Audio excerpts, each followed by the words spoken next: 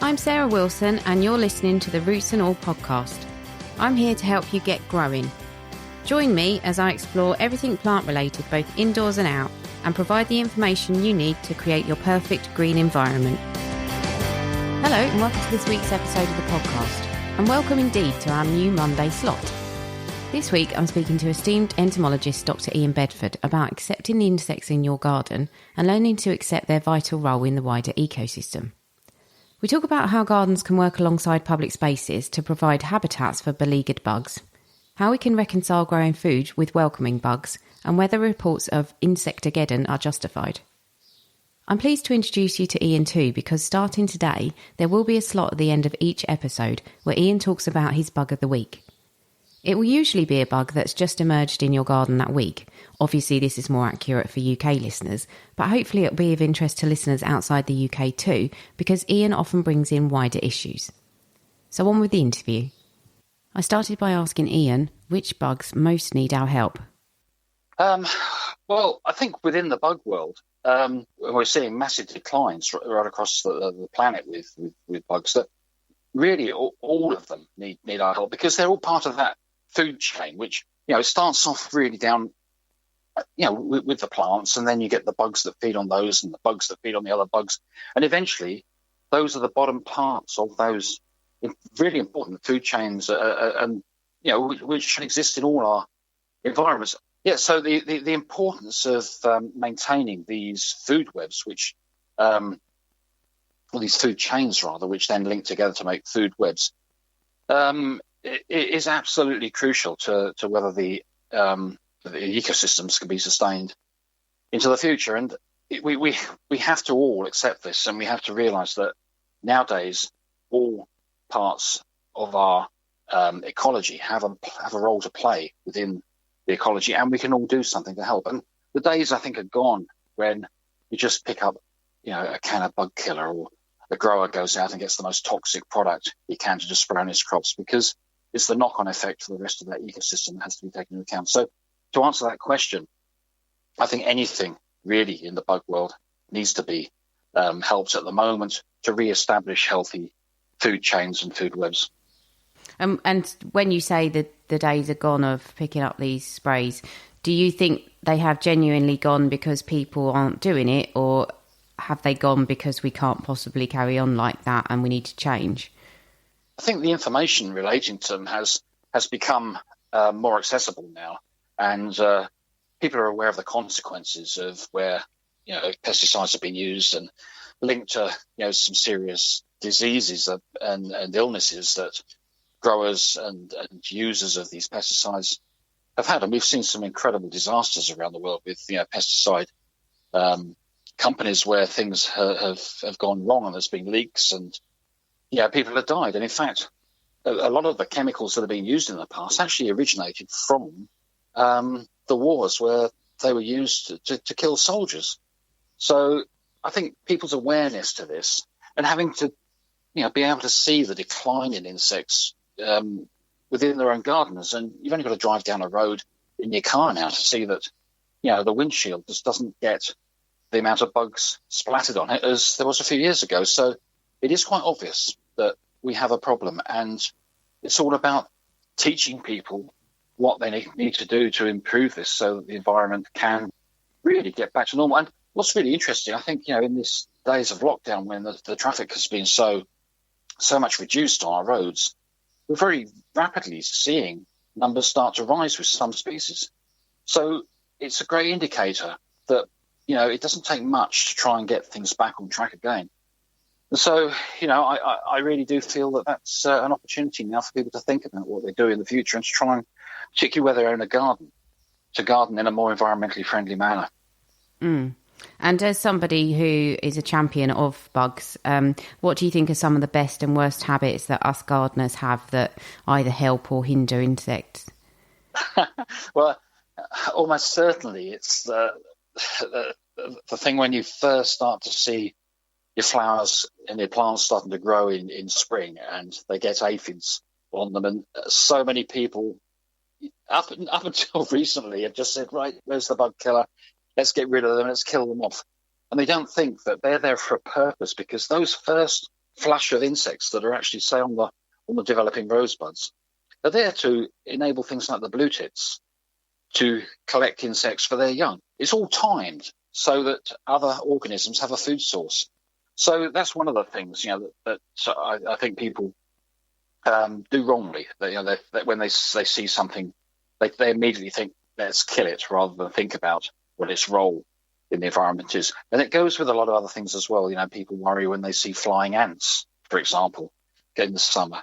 Well, that's only the time when those ants' nests release their new reproductive ants. And it's a great time for the birds, which are actually due to migrate south again, things like the swallows, the swifts, and the house martins, to actually have a massive feed and to really sort of build up their energies on these flying ants. So, instead of putting pesticides and boiling water over ants' nests, which I've seen lots of people do, just let them be, because it's just a, once or twice a year event that is part of nature.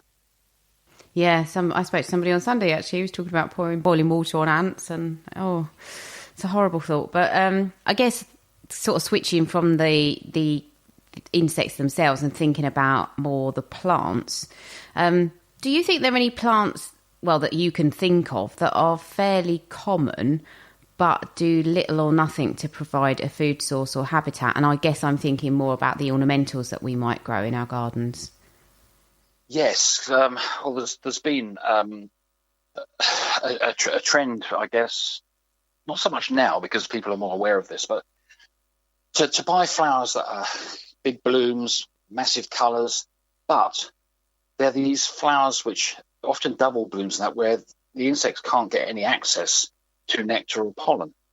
So really all they're doing there is having these flowers which just look pretty in the garden but serve no purpose for the pollinating insects. I mean, they might be okay for insects that feed on the leaves, but then again, many people would think they've got pests and want to get rid of them. So I'd always say go for the plants which you actually see insects actively visiting. And whenever I go to a garden centre and decide, I'm going to buy some plants for the garden, I'm always looking around to see which things are in flower and which things are buzzing with the insects, because I know then that when you bring them back home and plant them in your garden, you're gonna be doing some good for the good insects. And actually, you mentioned trends, and it made me think about the trend for planting grasses, particularly grasses from probably a North American climate. How are they for insects? Do they provide any use? Well, I think they do, actually, because they can always be grown in amongst other plants. They offer some great shelter. In fact, only the last year I had a pampas grass, which was a little bit too big, and I decided to just slice it down and move it. And as I was slicing through it, I came within a millimetre of chopping through a couple of frogs that were in the middle of it, and they'd obviously spent the winter there. So they provide a great habitat, shelter-wise, but also a lot of our brown butterflies, their larvae feed on grasses. And we think that we're seeing more of these brown butterflies in people's gardens now because they're able to feed on these ornamental grasses. So, again, that's a good thing. But the thing we need to be really, really careful of is that when we buy plants to put into the garden, we can see the positives, like I've just said about, the shelter and the possibility of it being a food plant for butterfly caterpillars. But we need to make sure it hasn't been treated with long-lasting systemic pesticides, because a lot of the retailers have been selling plants that are already treated with these pesticides to ensure that they haven't got bugs on them when people come to buy them from their shops. And I know the year before last, Sussex University undertook a study to look at all the flowering plants that were coming out of places, the big retail stores, the sheds, the nurseries and that. And they found, I think it was 76% of the plants that were being sold as good for pollinators, even had the RHS stamp of approval, contained neonicotinoid systemic pesticides.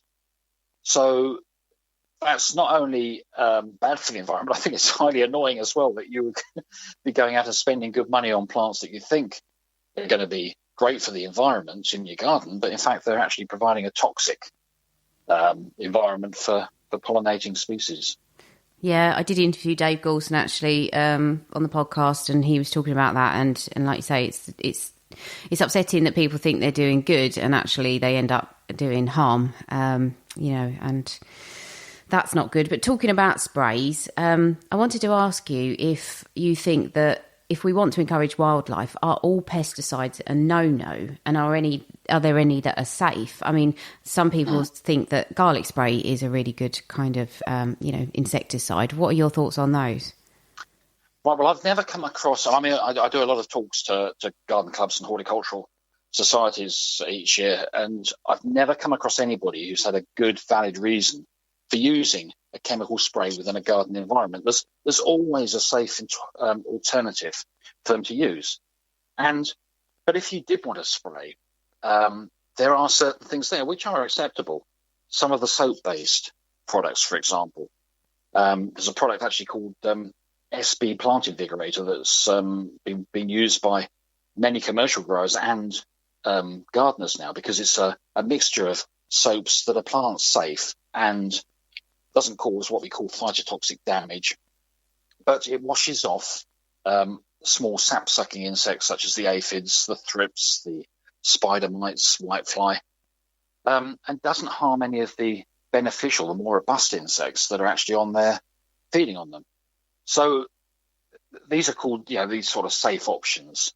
But the trouble is, a lot of the products that you go into a garden centre to buy are just simply called bug killer. And people think, because it's easily accessible from the shelf and it's got a nice friendly name, it'll be fine. But if you look at the small print on the back and look at the active ingredient, you'll actually be able to see whether it is a chemical or a soap. And I think that's what people ought to really do, to actually scrutinise the backs of things. If they don't want something that's a broad spectrum killer, such as the pyrethrins or the neonicotinoids, which sold as sort of thiacloprid, acetamiprid, there's a lot of these chemical names which are associated with those, then they need to be told that. And one of the things I'm trying to do at the moment is to get garden centres to join a little sort of a group where we get them to set aside part of the garden centre as a green area where customers can go in and they have total confidence that all the products that are being sold in this particular area are not harmful in any way to the beneficial life in the gardens. So they have the option. They can go to the side and buy these broad spectrum pesticides if they wanted to, but they could go to the other side and buy the safe ones. Going back to what you said about the garlic sprays, making your own things, for me to endorse that on the radio or on a podcast would be illegal because you're not allowed to actually do that. It's a way of the government regulating the fact that people don't go out and create these things, which could potentially be very poisonous. I mean, we know that things like the castor oil plant, for example, which a lot of people grow in their gardens, is one of the most deadliest poisons in its seeds known to man. So you don't want somebody to think, oh, well, I'll get those seeds, I'll crush them all up and boil off boil down the liquid and then spray it on things because half the village will be dead. But so that's really the reason for it. But common sense prevails. So you know that if you're eating garlic, you can eat it raw.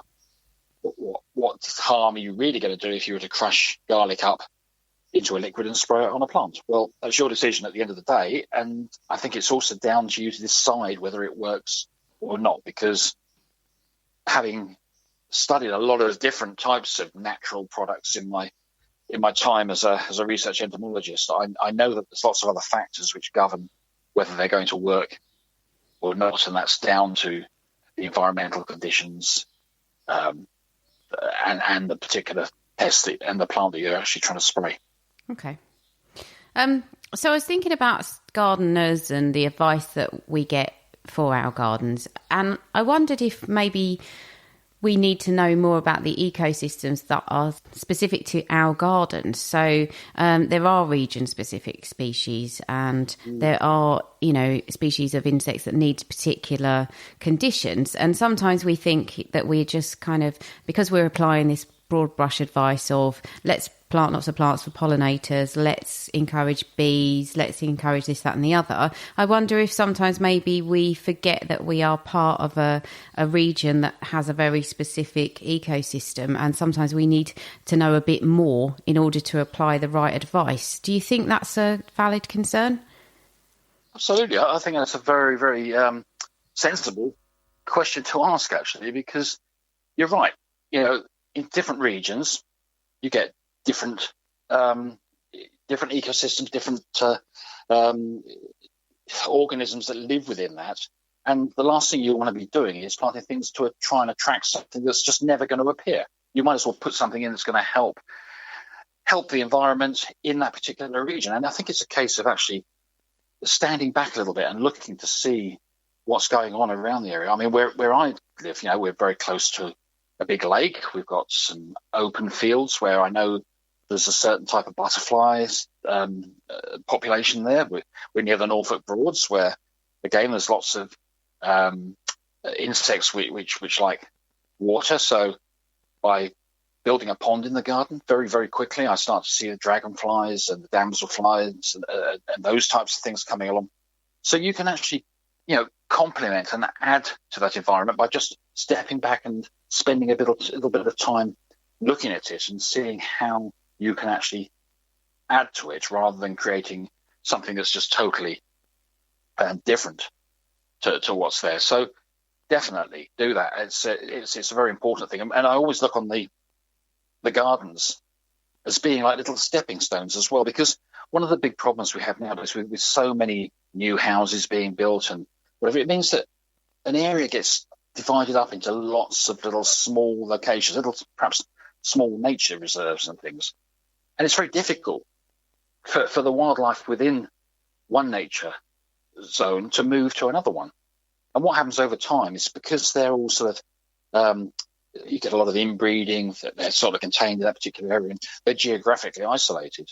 The populations become quite sort of different, and in the long term, you actually can end up with different what we call biotypes, which actually aren't compatible and don't interbreed. So you need to really make sure that the wildlife is moving between these different areas, and people are very much aware of the need for that. And I think with home gardens, you can almost use them as stepping stones between these wildlife zones. So by getting the environment right, the wildlife is able to move its way through into new locations. And we're actually seeing that with things like these bee highways that are being set up to enable the pollinators to spread right across the countries. I was looking at one the other day that's being set up in Wales. Absolutely amazing. So, definitely that's something that we need to make sure we can do. And everybody who's got a garden, or even, to be honest, a patio or even a balcony, there's no reason at all why things can't be grown in pots, which actually complement the local environment. So, yeah. Yeah, I wonder if that might stray into very difficult territory, because one of my later questions, which I'll come on to now, was, does there need to be a dialogue between public and private land owners, and do we need to be collaborating more so that we can increase that network of habitats? But then it kind of had me thinking, if somebody came along and said to somebody, we have got this public park, which you're next door to, we feel that you should incorporate this, I can quickly see that becoming, a real issue where people would feel that maybe the government or local authorities were interfering in their personal space. So I guess it's more finding a positive way for that collaboration to happen. Yeah, no, I think that would cause a lot of potential problems, but it's not to say that the sides of the roads can't be managed properly by the council so that they are grown with wildflowers and that they don't chop them down at the wrong times of year, because that's one of the biggest problems that we've been having around here, is that some absolutely amazing wildflower zones have been set up, and then you're seeing all this life, the butterflies, the bees and everything in there, and then the next day you come along and somebody has gone through with one of these great big lawnmower things and cut it all down and taken away all the cuttings. And you think, how crazy. Yeah. All that effort that's gone into establishing that and allowing all the wildlife to start to populate it has just been killed off in an afternoon. Yeah. So And looking on, the social media, I mean, I'm on Twitter, and you see a lot of pictures being sent where people said, I can't believe what's just happened. And there's a before and after picture of where exactly the same thing has happened in other parts of the country. So, but public pressure on the authorities will hopefully enable them to have strategies which actually help the environment rather than work against it. And okay, there's going to be the private landowners, which, like you've said, you can't dictate to them what to do. But I think there's an awful lot of people who live in their own little houses with gardens who would welcome being part of that big jigsaw puzzle that can help, and they can always add their little bit to this to help. But it does involve people just working together as a community and being aware of the facts, I think. Yeah, definitely. I mean, same thing around here this week. As soon as the council workers have obviously been able to work safely, they've just gone round all of the verges on the roads where I drive regularly, and they've all been cut in the last week. So, they've taken out all sorts of lovely stuff, but, it is a problem, and we do need to keep on badgering, I think. So thinking about our gardens and how they would form part of a wider landscape, I think one of the things that I come up against occasionally is when people are growing food. And I think a lot of people who grow food very much understand that growing the food is part of a wider picture, and that they need to maybe fit their activities in with, kind of how everything works on a grand scale. But there are definitely people, I think, who feel that, having a lot of wildlife in your garden and growing food are not compatible. How do you feel about that?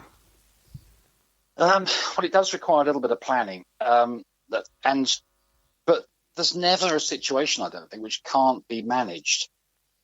You can get to the point where it's very difficult to manage, and I had that situation myself back in 2012 when my garden was invaded by a slug species called the Spanish Slug, which came in and basically just decimated everything. I mean, one morning I actually collected 350 6-inch slugs off my lawn in half an hour. Wow. And they'd gone right through my vegetable patch. They just destroyed virtually everything. It was just amazing. Even in the greenhouse, sitting on all the tomatoes, eating the tomatoes. And it just had erupted with slugs. And these things had a very wide omnivorous diet. So basically there wasn't sort of certain food they'd eat and certain food they didn't. They just went through everything. But rather than cover my garden in slug pellets, which, a lot of people told me I ought to do, I just regularly started to pick these up morning and night by hand. And it took a number of years to get on top of it. But the Spanish slugs are still in my garden now in very, very low numbers. But whenever I see one, it's collected and disposed of. It's, as I said, an invading species, so I don't have any problems in getting rid of it. In fact, it does actually eat native snails and slugs. So, by trying to control it myself, I think I'm doing some good for my garden environment. But saying that, I've also seen, and it's been reported to me by some other people as well, that the birds are adapting to the Spanish slug and accepting it as a possible new food source, because one of its biggest problems was it produces so much slime that most of the slug predators in Northern Europe just wouldn't touch it. Things like the birds, the reptiles, the hedgehogs, because of the amount of slime it produced. But we've seen blackbirds picking them up and wiping them on the lawn now to wipe the slime off, and then they fly off with them. And so nature has a way of learning and adapting, and from something that's a massive invading problem, actually can become a really good food source for certain wildlife. So where the slugs have been in low numbers and the Spanish slugs are there, great for the blackbirds and the thrushes. And I haven't seen frogs wiping the lawn with them yet. Wiping on the lawn yet. But, I wonder if that's what I've picked up in the past. And you cannot wash the slime off your hands, however hard you try. It takes ages. They are really slimy. I wonder if that's them. Yeah, well, actually, it's a good tip for that, because the slugs and snails make the slime. They've got these liquid crystals that are inside their bodies, and they have to absorb the water, and that then these expand 100 times into slime, and that's what forms the slime. So if you get the slime in your fingers, it naturally absorbs water. So that's why you can't wash it off. So the simplest way to get rid of slime is to put talcum powder on your hands and just rub it, and then it dries up the slime. Because if you get a slug that comes indoors and walks across or slimes across the carpet, it leaves a trail. Yeah. You just vacuum it up. It goes into dust. So that's what happens when it's dry. So use talcum powder. Simplest way. I thought I might have to break out the Swarfiga. That's horrible. No, just talcum powder. Right, so I shall make a note of that. Thank you. So you were talking earlier about kind of insects on windscreens and things, and that is something that a lot of people quote as an example of, invertebrate numbers declining. How bad is Insectageddon? Is it, are reports exaggerated, or is it really that bad? That's a difficult question to answer, because I think it sells newspapers, Insectageddon, whatever it is, and these sort of headlines are always popular.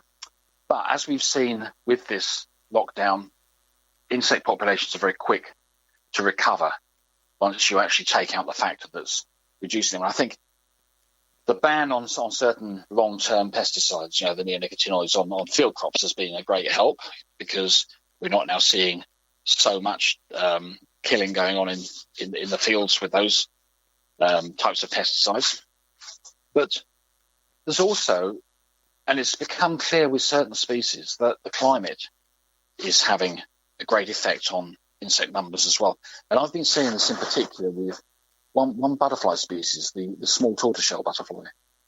Used to be one of our most popular butterflies, and the year before last, there were quite a few in the garden, because I grow buddleias especially for those long-tongued butterflies. And then we had a spell which it became incredibly hot. It was just like the sort of temperatures you experience down in southern Spain. And almost overnight, the small tortoiseshells disappeared. Other butterflies, the peacocks and the cabbage whites and that, fine, they were around. But you also see the peacocks and the small tortoiseshells in southern Europe, which you don't see so much of the small tortoiseshells. So it was telling me that these butterflies are more of a temperate, butterflies are adapted to a more temperate climate. So when the temperatures got past a certain level, they were uncomfortable. And I wasn't sure whether they died or whether they just sort of hunkered down. Many insects go into a thing called estivation when it gets too hot. They just close down. But the next year, the same thing happened. There wasn't so many small tortoiseshells, but as soon as we got the hot spell, they vanished again. So climate definitely has, I think, a role to play in what we're seeing in the changes in the environment. And when something is lost from an ecosystem, it takes a while for that ecosystem to fill its space. But something will come along, and we've seen that with dragonflies as well. We've had some species of dragonflies which have been lost, and they think down to climate change, but other ones are coming in from Europe. There's damselflies as well that have been doing this, and they replace the lost species. So it's quite a dynamic situation, I think, but governed by the environment. But it does also mean that we're seeing problematic pests coming in, and when they move into a new area, like with the Spanish Slug, they come in without their own natural enemies, which they've evolved within their country of origin, and they can cause a problem for a while. And particularly there's a virus transmitting whitefly that I was studying down in southern Spain when I was working as a professional entomologist, and over the years that I was working with that, it moved from to southern Portugal along the sort of Andalusia area of Spain, right up north to southern Spain, just in the sort of 10 years that I was working there. So things are on the march into more sort of temperate regions, and I think because of the changing environment. Yeah, definitely things are changing, and which is fine if things, as you say, can fill the niche or adapt quickly enough. But the worry is, I guess, that maybe they're not. Okay, well, Ian, thank you for that. That's amazing. I just wanted to introduce your segment, which is going to be added to the end of each podcast episode going forwards, and it is you talking about a bug of your choice. Would you just like to explain a little bit about it and maybe tell people what you hope they gain from listening to it? Yeah, well, part of my work since I'd sort of left professional entomology was to go out and talk to people about the bug world, and that also involved going out to garden clubs and garden shows, holding pest clinics and giving talks in the speakers' tents and that. And I've been invited down to Toby Buckland's festival, which is held in Powderham Castle near Exeter every year, every sort of springtime. And got to know Toby quite well. I'd known him from some years previously, but got on really well. And he then started to have his own radio show on Sunday mornings on BBC Devon. And it's, at the moment, it's a 4-hour show. I'm not sure it's going to continue, but it's 4 hours. But within that, he wanted a little piece recorded by me about a bug. And he calls it the Entomologist Who Entertains. So I had to scratch my head and think of a bug which I could talk about and record a little, 1 or 2 minute session for him and send it down, and he'd play that out each Sunday morning. Well, I think we're up to about number 65 at the moment, but so it's been going on quite a long time, and they're actually getting longer and longer. So I think most of them are about 3.5 minutes now, but it's great because it enables me to talk to people about a certain bug, and hopefully a topical one to the time of year when the piece is broadcast, and just explain a little bit more about them, and hopefully get people to, when they're going out gardening in their gardens, to look around them and to think, I've heard about that on the radio. So it's not just a little bug that feels squash. It's actually got a very, very interesting life stage. And it is, it's just making people aware of the fascinating side of, the wonderful entomology that's out there for us all to see in our gardens. A very big thank you to Ian. I hope his advice has helped you to see the bug bigger picture. I'd like to mention that this episode marks the 2nd birthday of the podcast. If you're enjoying the show and you would like to help me celebrate and give a birthday present to Roots and All, please do leave me a rating and review wherever you listen to your podcasts, and that would be hugely helpful to me and to other people who are looking for podcasts, as it will raise the profile of the show. And now I'd like to unveil the new feature of the show, Bug of the Week. Here's Ian talking about some tiny critters that have just started appearing in my house and on my clothing this week, frog hoppers. Commonly seen on plants and bushes throughout spring and summer are little blobs of froth that we rather amusingly call cuckoo spit. Unlike the name suggests, though, the blobs of froth don't come from a cuckoo, or in fact the mouth of any other creature, but come from the rear end of the nymphs of a group of sap-sucking insects that we call frog hoppers. Adult frog hoppers are no bigger than 1/4 of an inch in length and have pointed heads on tapered bodies that resemble the shape of a squatting frog. They also have powerful back legs for propelling themselves into the air at over 13,000 feet per second to travel 150 times their body lengths in just one hop. There's 10 different species of frog hopper in Britain, and all apart from one that's red and black. The adults are an earthy brown in colour, making them quite hard to see when they appear during late summer to mate and lay their overwintering eggs on the plant stems before they die. During spring, the eggs will hatch into little nymphs that are usually pale green in colour, but very delicate and vulnerable to predation. So to protect themselves, they each create a frothy blob of cuckoo spit to live within, formed by mixing expelled air into the waste fluids they excrete whilst feeding. Collectively, frog hoppers can be found on a vast range of plant species throughout the countryside and gardens, but they never infest plants in large enough numbers to cause any significant damage. And if cuckoo spit is deemed unsightly, a quick squirt from the garden hose will quickly remove it, along with the nymph. However, in recent months, Britain's native frog hoppers have become the focus of attention from the UK's plant health authorities, and government-funded research is now underway to record and map the locations where native froghoppers can be found in Britain. The purpose of this study is to understand their population dynamics and to be prepared should a bacterial plant disease called Xylella ever appear in the UK in the future. The Xylella bacteria can be acquired and transmitted by froghoppers if they feed on an infected plant. And this disease has been causing serious problems within southern Europe and on other continents for quite some time, with some olive groves being particularly affected. But although Xylella has not been recorded in Britain yet, measures are in place to prevent the importation of certain plants and diseases that might be carrying the disease. And of course, knowing more about the distribution of our native froghoppers, should Xylella ever appear in Britain, will be of great value should we need to prevent it spreading in the future. Thanks for that, Ian, and thanks to you too for listening. Let me know what you think about the new segment, and don't forget, if you'd like to provide feedback on the podcast, please feel free to email me, podcast@rootsandall.co.uk. Have a great week. You can download or listen to the podcast direct from the website www.rootsandall.co.uk, where you'll also find my blog and a sign-up form for the newsletter, which gives you a weekly roundup of content, plus the inside scoop on things like upcoming guests. Or you can subscribe wherever you normally get your podcasts.